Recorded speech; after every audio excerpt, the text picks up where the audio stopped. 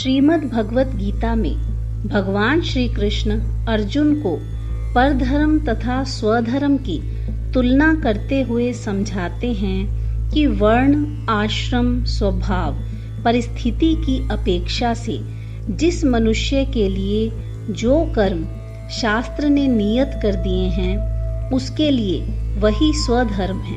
अभिप्राय है कि झूठ, कपट, चोरी, हिंसा, ठगी, व्यभिचार आदि निषिद्ध कर्म किसी के स्वधर्म नहीं हैं और काम्य कर्म भी किसी के लिए अवश्य कर्तव्य नहीं है। इस कारण उनकी गणना भी यहाँ किसी के स्वधर्म में नहीं है। वास्तव में वर्णाश्रम की व्यवस्था समस्त मनुष्य समुदाय में होनी चाहिए और वैदिक सनातन धर्म भी सभी मनुष्यों के लिए मान्य होना चाहिए। अतः जिस मनुष्य समुदाय में वर्ण आश्रम की व्यवस्था नहीं है उनके लिए स्वधर्म परधर्म का निर्णय करना कठिन हो जाता है। गीता में मनुष्य मात्र के लिए उद्धार का मार्ग बतलाया गया है।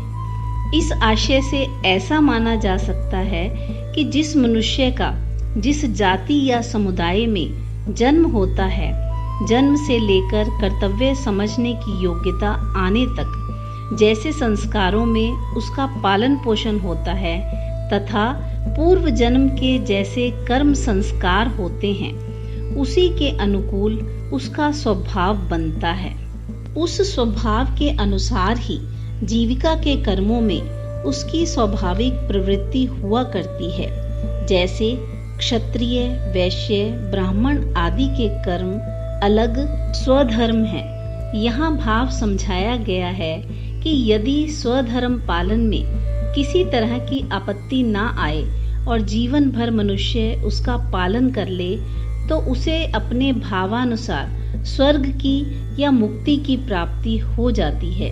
किसी प्रकार की आपत्ति आने पर वह अपने धर्म से ना डिगे और उसके कारण उसका मरण हो जाए तो वह मरण भी उसके लिए कल्याण करने वाला हो जाता है। इतिहासों और पुराणों में ऐसे बहुत से उदाहरण मिलते हैं जिनमें स्वधर्म पालन के लिए मरने वालों का एवं मरण पर्यंत कष्ट स्वीकार करने वालों का कल्याण होने की बात कही गई है। राजा दिलीप क्षात्र धर्म का पालन करते हुए एक गाय के बदले में अपना शरीर सिंह को समर्पित कर उन्होंने मृत्यु का वरण किया।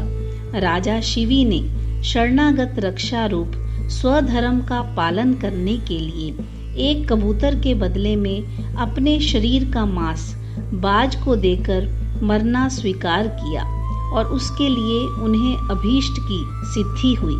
प्रहलाद ने भगवत भक्ति रूप स्वधर्म का पालन करने के लिए अनेकों प्रकार के मृत्यु के साधनों को स्वीकार किया। इससे उसका परम कल्याण हुआ।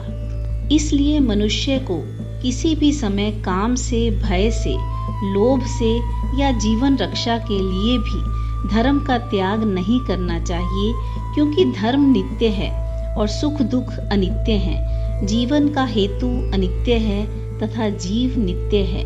इसलिए मरण संकट उपस्थित होने पर भी मनुष्य को चाहिए कि वह हंसते हंसते मृत्यु का वरण कर ले, पर स्वधर्म का त्याग किसी भी हालत में ना करे। इसी में उसका सब प्रकार से कल्याण है। जय श्री कृष्ण।